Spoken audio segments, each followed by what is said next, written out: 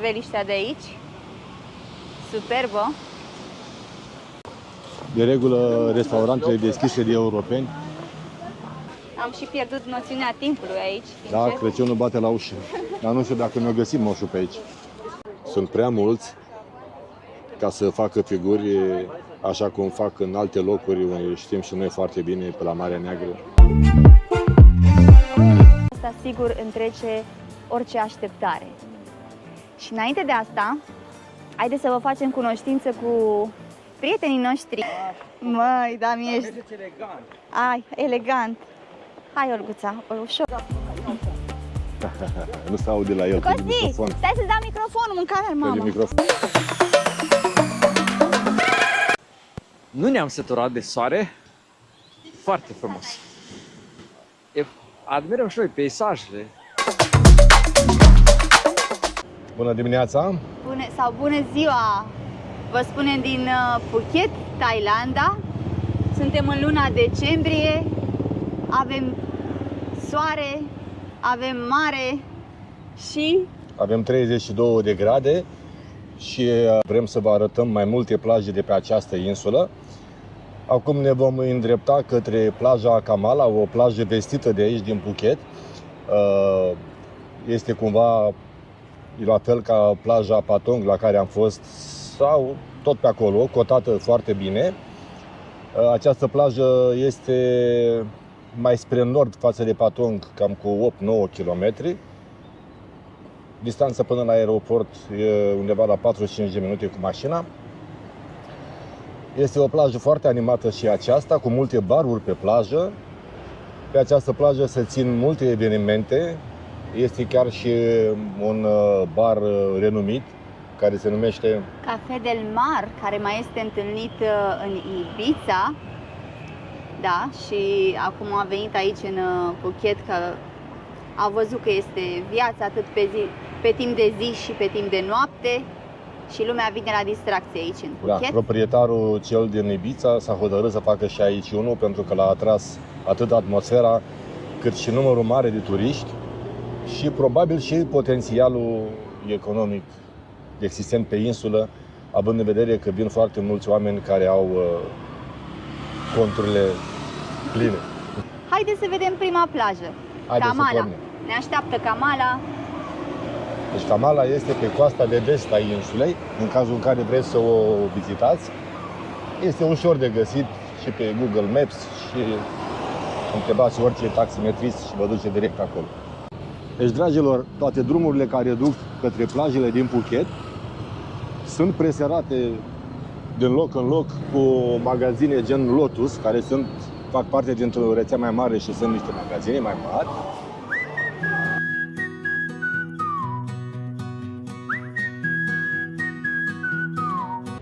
Acest magazin face parte din rețeaua 7-Eleven.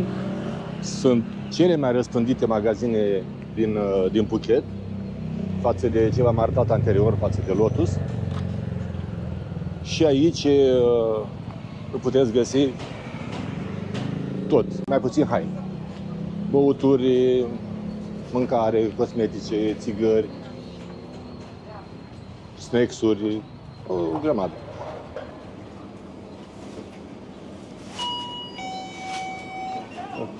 Give me time, but don't go yet. I'm sure I could be what you want. It'll only take a second for me to change who I've become. I know you see me wrong, but I can change who I'll be.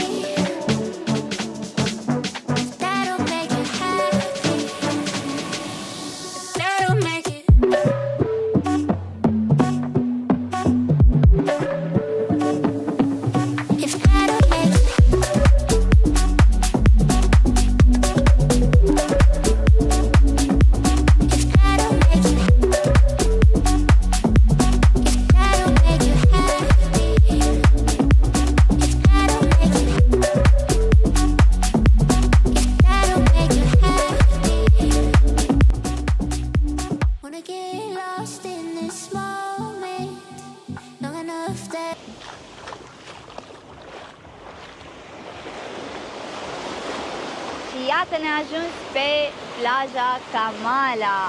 Uitați cum arată apa, ce frumoasă este.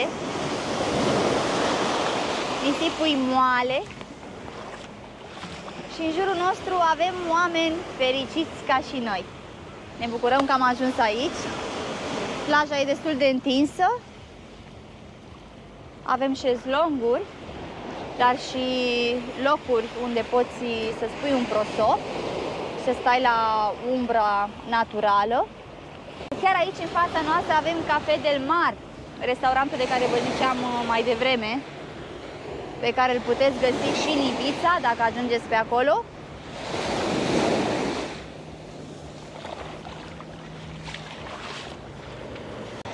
Plaja aceasta este mult mai liniștită decât în ce privește animația, bineînțeles,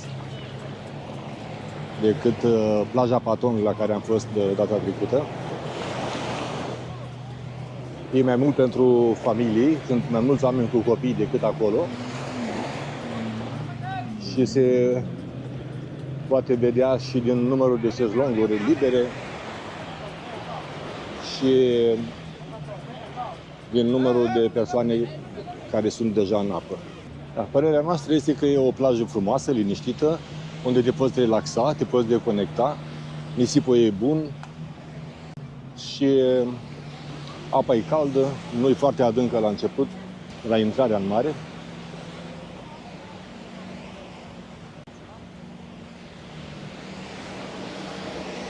Sunt și hoteluri aici pe malul mării. În față avem acolo Novotel, se vede de aici.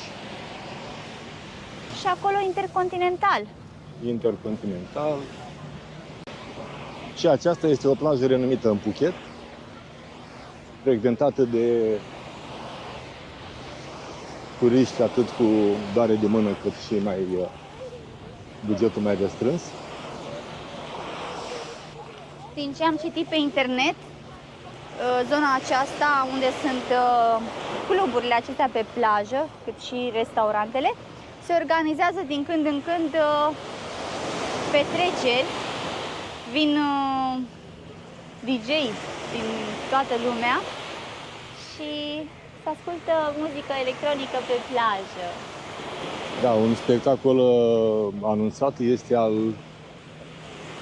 Să ne aducem aminte. Peggy Gou. Vine Peggy Gou aici. Exact. O domnișoară din Coreea care are o melodie, Nana. Da, Pe are sigur o știți. 34 de ani, parcă spunea. Da. O să vin aici la Café del Mar în ianuarie pe 22. Pentru iubitorii de distracție, pe plajă, noaptea și pentru cei care iubesc muzica electronică, Phuket este un loc unde trebuie să veniți. Neapărat. Ați văzut în Patong acolo ce energie frumoasă, câți oameni. Foarte frumos. Vremea este potrivită în decembrie. De venit aici în Thailanda. Cel puțin noi pe unde am fost, în Bangkok, în provincia Prachuap Khiri Khan și aici în Phuket, vremea a fost perfectă. 32 de grade, chiar ideală temperatura asta pentru un bronz frumos. Dacă și prețurile ar fi fost mai rezonabile, ar fi fost și mai frumos. Putem să vă spunem din vizita noastră aici până acum că Phuketul este cea mai scumpă destinație. Bangkokul chiar a fost ok, prietenos cu portofelul.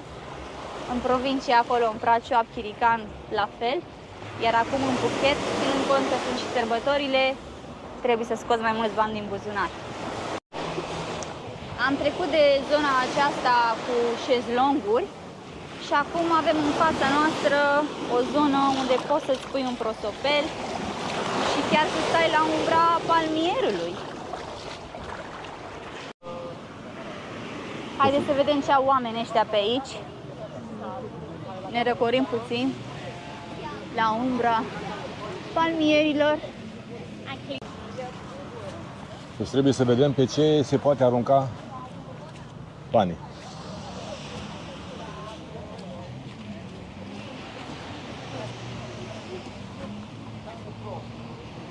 Aici avem un restaurant cu fructe de mare. Și așa este priveliștea de aici. Superbă. Parcă mi-e frumos de aici. Deci unde nu, sunt da, e mai palmieri. frumos, așa este. Nu trebuie neapărat să ai portofelul doldura, pentru că sunt, uitați, și restaurante mai, nu așa pistichii. Și mai Da. mult ca sigur prețurile sunt rezonabile. Cele locale au prețuri mai bune. Și mâncarea bună.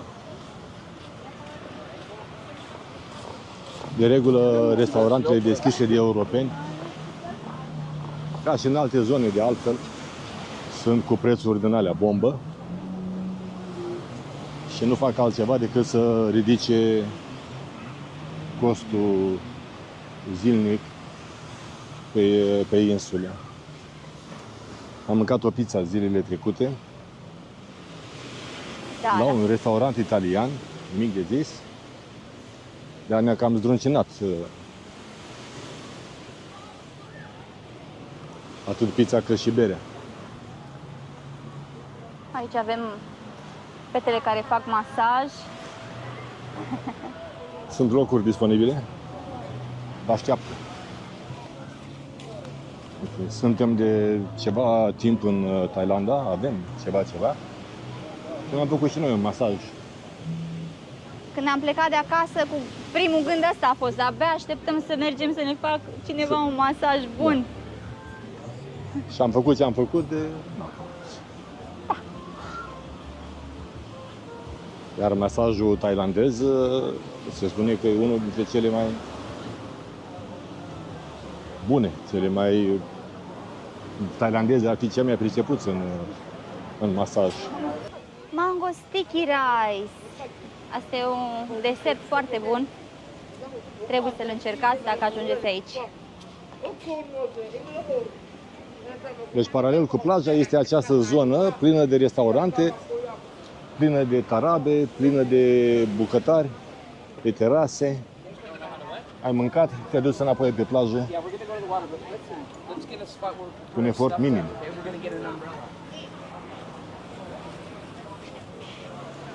Ca să repar cu un efort fizic minim. Efortul financiar. Uite, vezi, scrie în rusă acolo. Asta vreau să zic, da. Și are și steagul Rusiei. Meniul. Oamenii ăștia în Thailanda o să înceapă în curând să vorbească limba rusă. Meniul este prezentat aici în două limbi. Restaurant. Da. Iar unul e dedicat în special pentru turiștii veniți din Rusia.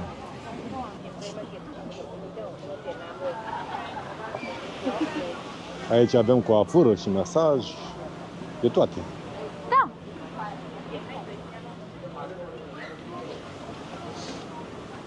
Ei, și cât ține plaja asta, de-a lungul ei numai restaurante și masaj și de toate.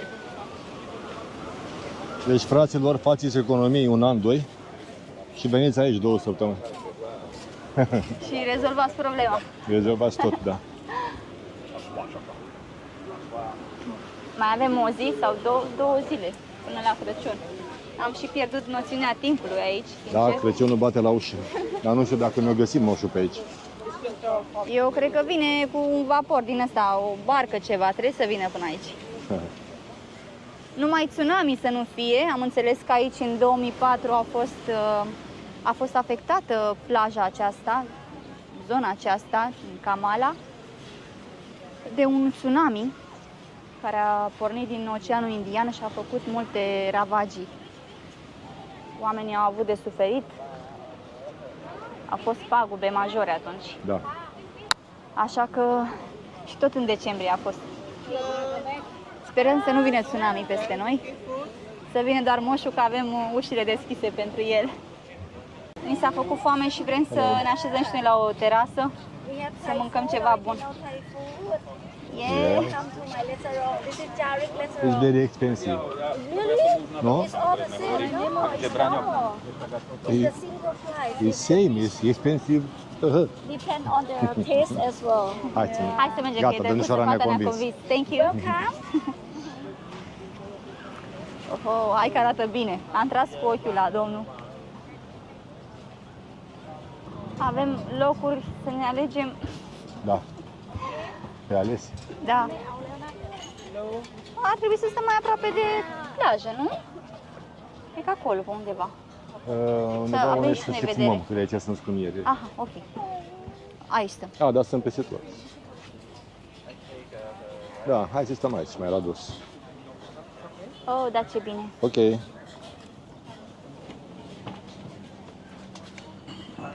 Vrem să potolim foamea că avem de vizitat multe plaje frumoase.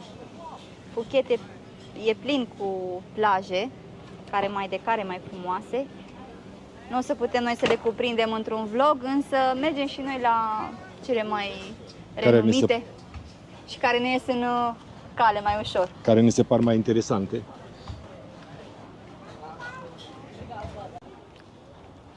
We want fried fish Yes. too, True? yeah, and French fries too, Two french fries? French fries, yeah, And And, two beers. chunk. Do you have Chunk? chunk? Big or small? Vrei mare tu? Una mică și una mare.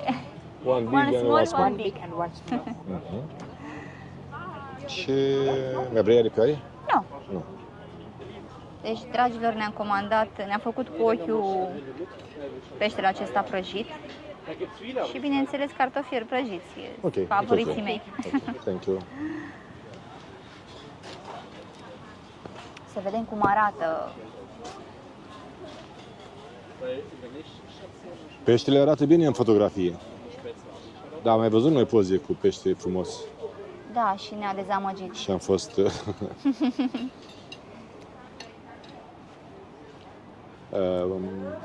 Aici, ca și în piețele locale, concurența e mare.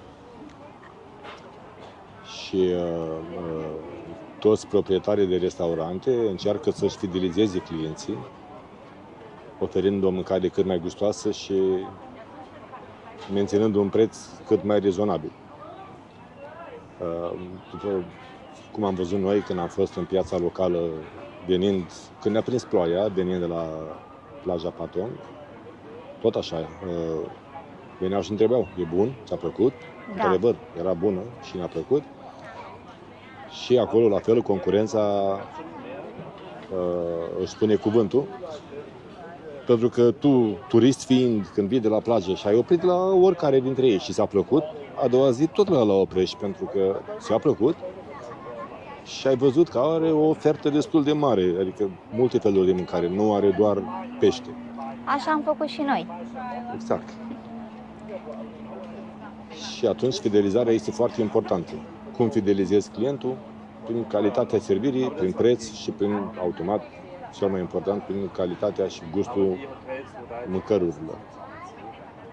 Și aici e la fel. Sunt prea mulți ca să facă figuri așa cum fac în alte locuri, unde știm și noi foarte bine, pe la Marea Neagră, unde eram într-un restaurant într-un an, cu multe flori, chiar de unde pleacă gondola, hai să nu spun mai multe, și ca și aici, multe mese libere, și a venit chelnerul și a zis, nu puteți sta la masa asta, că e rezervată. Dar nu mai era niciun client, eram doar noi. Să mergem la altă masă. După care a venit cu meniul, ne-a lăsat să ne obișnuim cu el, da? Am ales și a venit și a spus, asta n-avem. Deci, diferența, interesul, se vede prin interes, prin dorința de a mulțumi clientul, măcar așa, în niște limite, să-l faci să revină. Dar când nu-ți pasă pentru că are balta pește, Da, în concluzie, oamenii de aici din Thailanda știu să-și vândă marfa și Da, sunt da. buni comercianți, fac mâncare extraordinar de bună. și sunt zâmbitori, Da. nu vin așa. Deci am văzut, Ce vrei? am ajuns foarte târziu a doua oară în piața aceea unde v-am arătat și dumneavoastră în vlogul anterior și era ora 12 noaptea, Închideau. închideau și oamenii ne-au servit cu zâmbetul pe buze, deci așa ceva mai rar. Chiar dacă au strâns, Și vă dați seama că vin încă de dimineață acolo și așează marfa și probabil că se trezesc mult mai devreme să-și cumpere ingredientele, să poată să prepare mâncarea respectivă.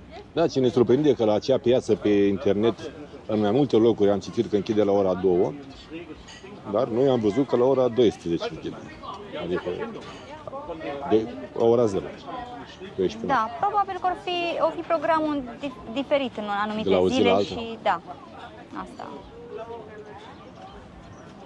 Da, iar acum ne-am așezat la masă și nici n-am stat un minut, că era cineva care stătea cu ochii pe noi, o doamnă care aștepta să ne decidem, adică nu trebuie să stai să te uiți pe aici unde chelnerul vine cineva să ne ia comanda. O avea, nu avea produsul. Da, noi suntem foarte mulțumiți, ne place aici în Thailanda, au de toate. Eu sunt mai critic. Sunt mai critic. Așa este. Da. Și din punctul meu de vedere e jenant să stai, să aștepți, mai ales când vezi că nu e aglomerat Uite că vine băiatul și cu după aia bărea. se vină să spună că nu are ce are în meniu. Urât. Thank you. Thank you very Știu, much. mă, că și-a dat seama domnul că pentru mine e Do you berea asta have mai mică. glasses? Da. One, two, Only two. one, only one. No, One, no, no. one. No, mie Thank îmi you place very așa much. să beau din sticlă. Hai noroc, domnilor, doamnelor, să fim iubiți, fericiți și la cât mai multe... Realizări și conturile pline. Așa, hai, noroc. Eu sunt un băiat delicat, nu beau cu sticla. Mie îmi place să beau din sticlă. Stai așa. Ce e tare aiurea aici este că berea e rece și afară e cald. Hai noroc. Thank you. Mi-a sosit peștele. Trebuie să vină și cartofi. Nu? Da, uitați că au decorat farfuriile cu floricele. Da. Frangipani. Da, arată bine peștele ăsta. Să vedem și la gust cum o fi. Hai și cu cartofiorii.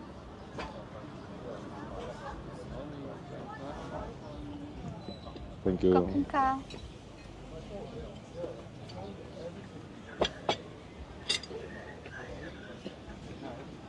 Cred că aici avem un sos picant. Așa cred eu. Eu zic că dintre pește și cartofi cea mai bună e berea. Mai întâi mâncăm, eu, după mine, zic așa, cartofiori, bere și pește. Asta e ordinea. Ea este omul care, dacă are cartofi prăjiți, nu mai vrea nimic. Și cu brânzică. Numai că brânzică eu nu prea am văzut pe aici. E și brânzică, dar n-am încercat. Pe la supermarketuri. Da, la supermarket este. Dar e cam scumpă. Nu e mai scump decât cartofi. Da. Asta clar. De exemplu aici, o porție de cartofi, ăștia de aici de vedeți, costă 100 de bați, adică 13 lei.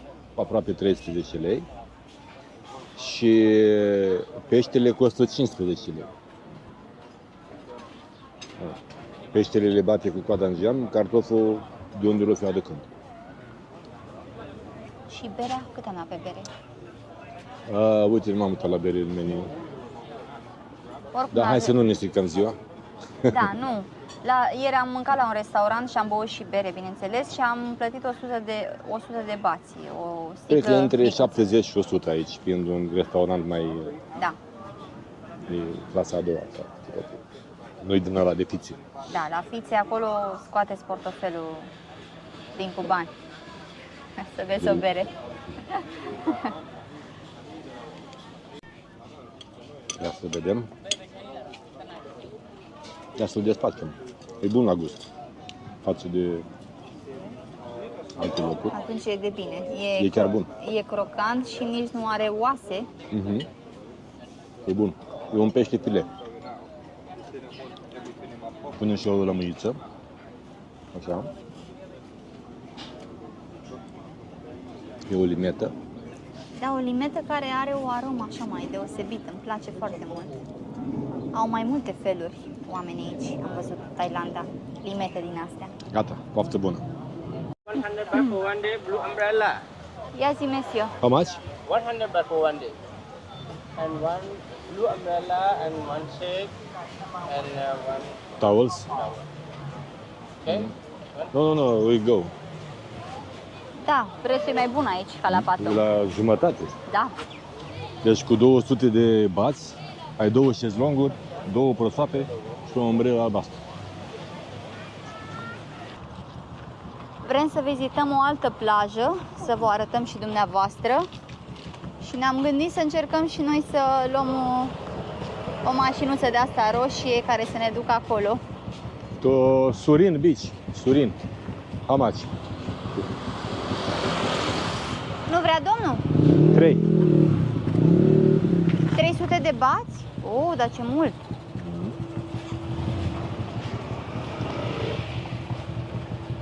Ieri a plăcut, dar cine știe, poate că vor să ia mai mulți oameni și atunci se împarte treaba așa E pentru mai două mult decât un persoane. taxi. Păi, Ăla Da. ne-a luat pe 6 km 200 și ăsta pe 4 și ceva de 5 vrea 3. da, nu e convenabil. No. Aha. Oh, yeah! Oh, And you something got cu praștia. Da. Ne-am urcat într-un microbuz, am căutat pe Grab un taxi și a venit domnul acesta zâmbăreț și ne-a luat și uitați cât de mare este. Cu Dita Duba. Ne plimbăm cu 200 de bați, deci nu dăm 300 cât cerea domnul cu tuk-tucul. Și ne-a mai zis ceva drăguț, a zis că de-abia poate să oprească prin zona asta, că se luptă cu oamenii care îți dai locului, cu tuk-tucurile alea. Da, a zis că trag cu praștia, cu pietre, Da.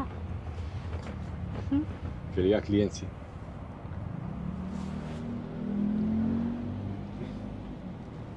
Mergem, unde mergem Mesio acum? Unde ne ducem pe domnul la La plimbare și pe doamne? plaja Surin.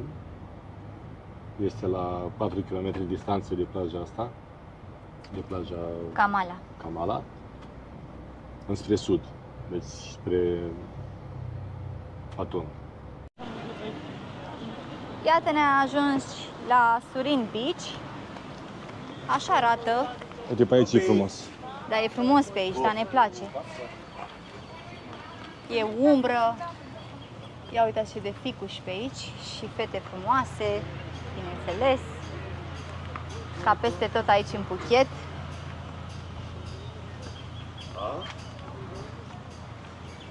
Deci e bun că e umbra naturală. Da. Umbrelele nu fac față când e soarele ăla dogoritor la 33-34. Da, bun. Deci, dacă vreți să veniți să vă relaxați și să nu aveți nici o plajă, să nu aveți o plajă aglomerată, cred că asta e cea mai potrivită, nu? Și asta și cealaltă. Și cealaltă, da, Kamala. Și Aici aveți e Surin, acolo era Kamala, mai era una între ele mai micuță, n-am mai intrat și acolo. Le-am ales pe astea mai mari, dar e liniștită. Trebuie să ne așezăm și noi la un copăcel, da. Păi, ca să aleg copăcelul, trebuie să văd cine mai stă sub el. Ah, da. Nu așa, Haideți să alegem copăcelul. orice copăcel.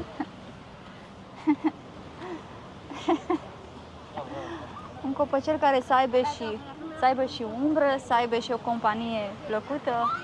Și pe cineva la umbră. Dar pe aici nu sunt copăcelii potriviți pentru noi. Mai încercăm, mai insistăm.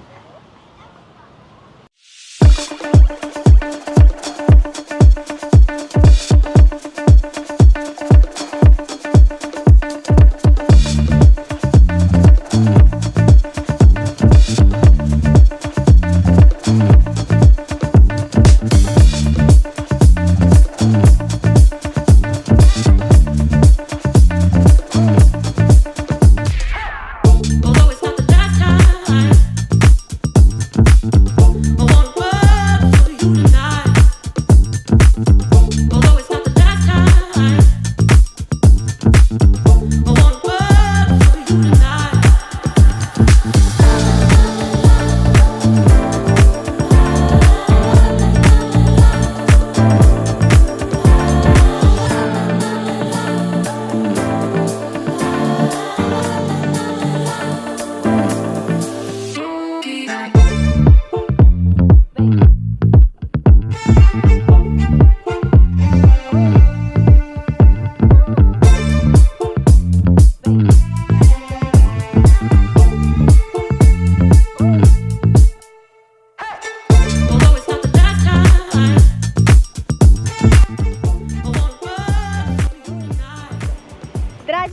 sosit momentul să vă arătăm ceva senzațional. N-ați mai văzut până acum, nici noi, dar o să vedem împreună. O plajă e super exotică de aici din Thailanda. Chiar dacă v-am obișnuit până acum cu locuri exotice, aceasta sigur întrece orice așteptare. Și înainte de asta, haideți să vă facem cunoștință cu prietenii noștri, Olguța și Costel. Bună ziua! Salutare! Vă salutăm de aici din Thailanda, de la Naiton Beach. Super! Ne bucurăm să avem o asemenea companie, pentru că acum suntem în perioada sărbătorilor și sigur o să avem și noi cu cine să ciocnim un pahar cu vin. Două sau mai multe. Să ne bucurăm de frumosul acesta din Thailanda, exotic. Mergeți dumneavoastră și eu vă filmez așa din urmă. Hai, mergi cu fetele. Nu, mergi. Hai, Olga. Hai, Olguța, hai. Hai, mergeți. Măi, da, mi ești. Mergeți elegant. Ai, elegant. Hai, Olguța, ușor, ușor, ușor.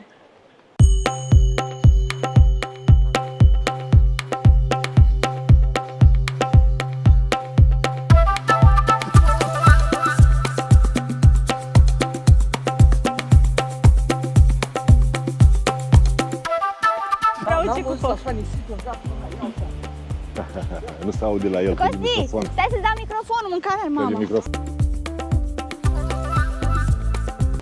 Microfonul. Așa. Hai. Așa, da. Dă-i tu ce ai Ia în luați tine. asta. Acum poți să spui ce vrei, că se aude perfect. Deci, n-am văzut un nisip mai fin în viața mea. Ia uitați ce frumos e aici. Ia uitați ce frumos e. Ia. Super fain. Super fain. Good. E foarte frumos. Very beautiful. Very, very. Zici că e griș. Da. Deci uitați și palmieri. Înalți, drepți. Nu ca de cocos. Na. Gagici. Bulănoase. Ale, bă, frumos. Da. Foarte frumos. Foarte frumos. Ce să zic? Gata, pauză. Noi.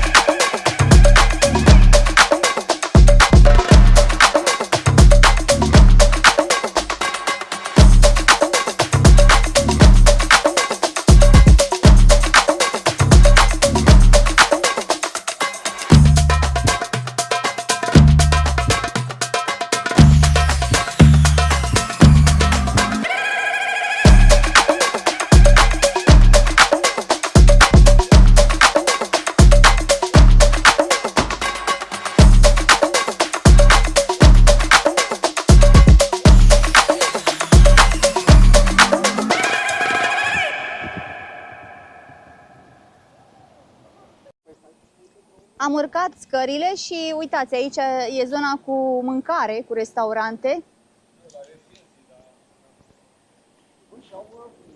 Au mâncăruri tradiționale rusești. Uite, astea sunt mâncarea națională, tradițională rusească, pilimenii. Deci este un fel de colțunaș. Ce e la colțunaș? Colțunaș, da? Da, borș rusesc, uite. La 80, la 860, violină, nu.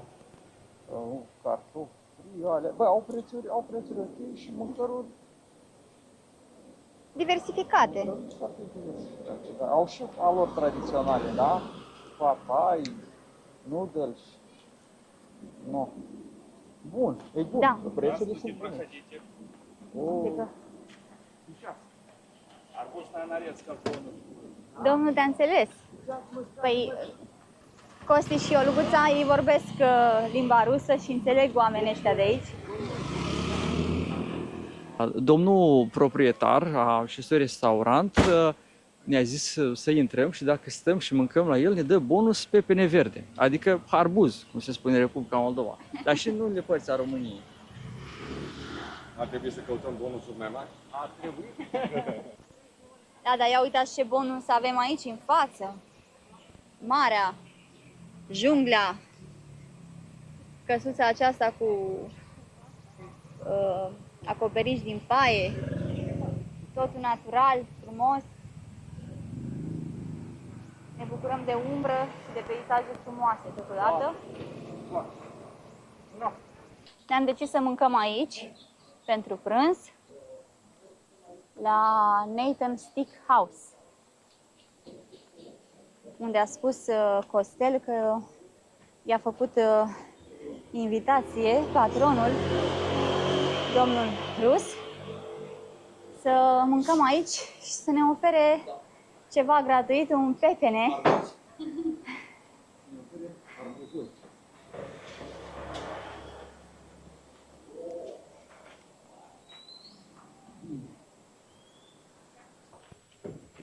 Phuket are multe plaje frumoase, iar noi acum am ales să vedem câteva dintre ele și ne îndreptăm cu entuziasm și bucurie către plaja Banana Beach îi spune, recomandată de mulți turiști.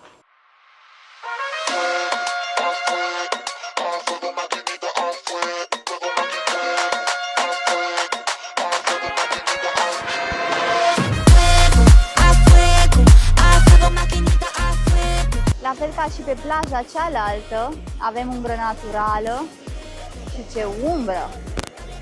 Ia uitați! De-abia pătrunde soarele printre copacii aceștia.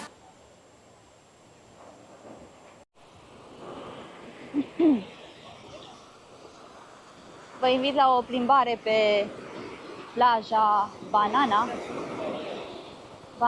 Beach, e plină cu fete frumoase, cu stânci,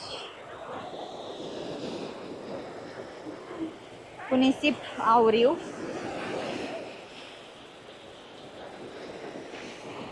și cu o apă care te îndeamnă la scăldat.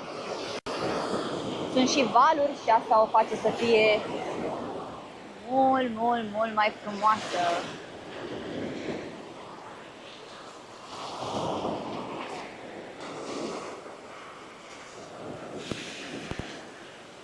V-ați săturat de soare, băieți? Da? Aveți o priveliște mai frumoasă de aici, așa-i? Nu ne-am săturat de soare, foarte frumos. Admirăm și noi peisajele. Da. Soarele niciodată nu-i de ajuns. Am văzut adineauri o sirenă care a ieșit din apă. Dar sunt multe sirene pe aici. Aia era sirena șef. Mama, da, Regina, era Regina. Zi, boss, era Regina. Era căprioara.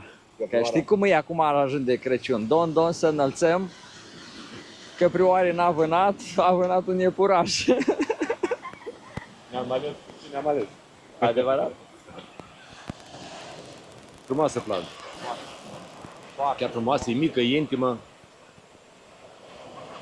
Avem și două bărulețe, adică nu duce în lipsă de ceva.